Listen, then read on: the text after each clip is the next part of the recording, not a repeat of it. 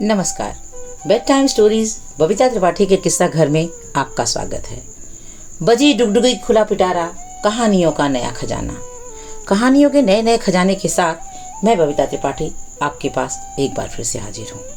जैसा कि आप सभी को पता है, इस समय मैं अपनी आप बीती आप तक पहुँचा रही हूँ।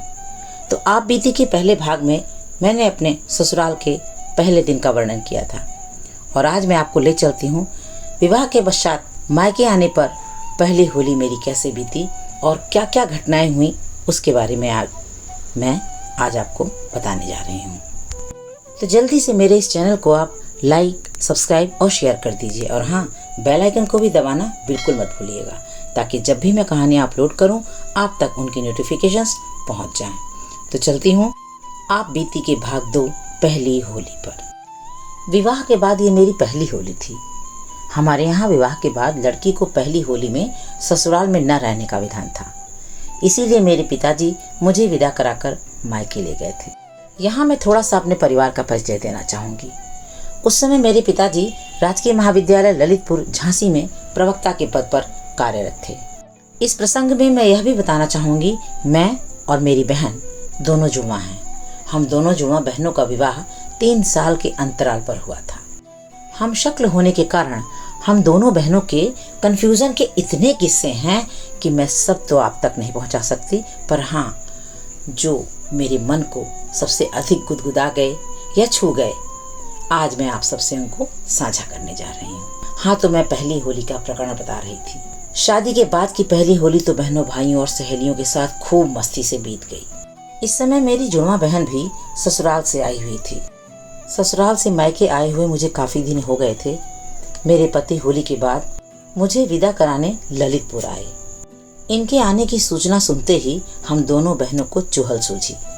यह तो मैंने आप बीती के पहले भाग में ही बताया था कि मेरे पति बहुत नेक दिल एवं सीधे साधे स्वभाव वाले हैं।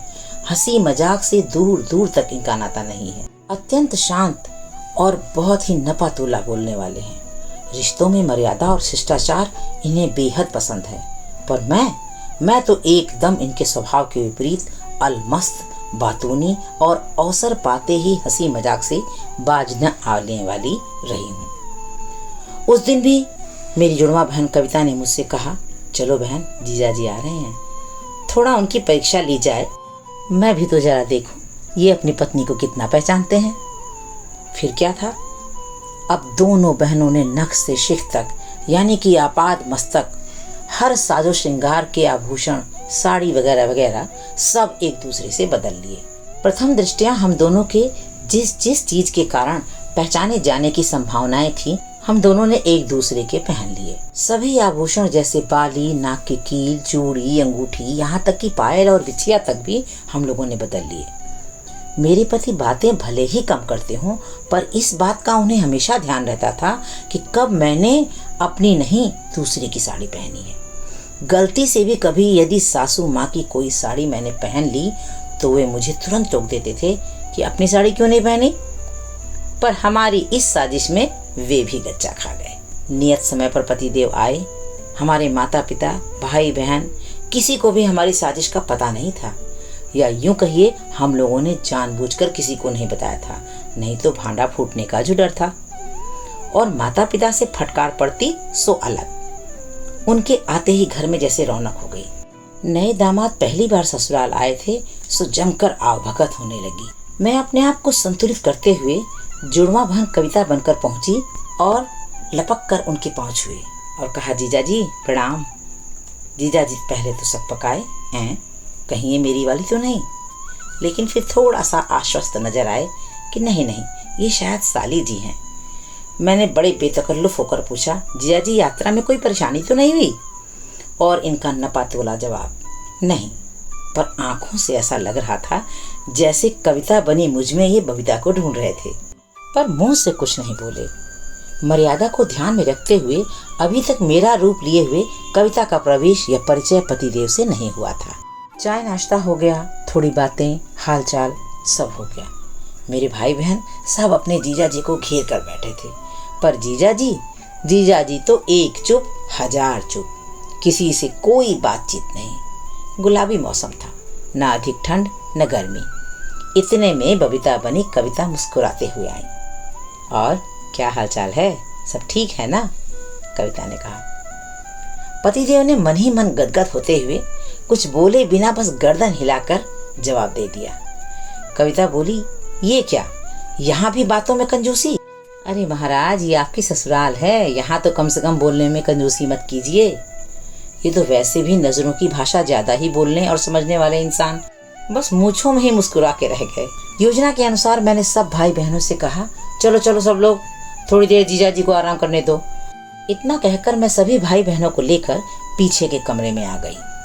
और इस बीच बबीता बनी कविता और मेरे पति देव के बीच कोई बातचीत नहीं, वही सन्नाटा। और यहाँ मुझे ये खलबली मची हुई थी कि हे भगवान, कहीं भांडा न फूट जाए। तभी छोटे भाई बहन बोले, जीजा जी चलिए ना छत पर। छत पर जाते जाते धीरे से मेरी जुड़वा बहन को कोहनी से मारते हुए आंखों ही आंखों में ऊपर चलने का इन्होंने इशारा किया। अब तो कविता ने बड़ी मुश्किल से अपनी हंसी को संभाला और केवल गर्दन हिलाकर सहमति दी। छत पर पहुंचकर सब लोग तो अपनी अपनी बातचीत में लगे थे, पर तिवारी जी को तो पत्नी से दो चार बातें करने की व्यग्रता थी। सो फिर धीरे से कविता को अपनी पत्नी जान कोहनी मारी और थोड़ा बहनों से दूर छत के दूसरे कोने पर चलने को कहा। अब तो कविता का सब्र जवाब देने लगा। जैसे तैसे उसने अपने आप को संभाला। हंसी थी कि बेकाबू हुई जाती थी, फिर भी संयत रहते हुए और ठठाकर हंसते हुए बोली, जीजा जी प्रणाम, मैं कविता, आप गलत नंबर डायल कर रहे हैं, आपकी बारी तो ये रही, कहते हुए मेरा हाथ जोर से खींचकर सामने किया।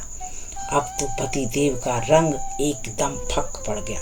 कहाँ तो हूँ, हाँ, नहीं, ठीक और मर्यादा की पराकाष्ठा तक चुप रहने वाले, और कहाँ बड़ी साली से अनजाने में धृष्टता कर बैठे। मेरी पीठ पर जोर से धौल जमाते हुए बोले, बहुत बेवकूफ हो यार, ऐसा भी कोई करता है क्या? मैंने भी ठठा कर हंसते हुए कहा, हम लोग आपकी पत्नी भक्ति की परीक्षा ले रहे थे, उसमें आप पास नहीं हो पाए। बताइए, अपनी बीवी को भी नहीं पहचानते? पति देव का तो अब तक हंस हंस के बुरा हाल था। हम तीनों को इतनी जोर से हंसते हुए देख सारा माजरा समझ करके मेरे सभी भाई बहन जोर से चिल्लाए, जीजा जी बुरा न मानो, होली है। पर मम्मी डैडी से तो हम दोनों को जमकर डांट पड़ी और फिर कभी ऐसा न करने की चेतावनी भी मिली। ये रही मेरी आप बीती का दूसरा भाग, पहली होली। कैसी लगी आपको? मुझे कमेंट करके जरूर बताइएगा। आप बीती के अपने ऐसे ऐसे नायाब किस्से मैं आप तक लाती रहूंगी। बने रहिएगा मेरे साथ। चैनल को लाइक, सब्सक्राइब और शेयर करना बिल्कुल मत भूलिएगा।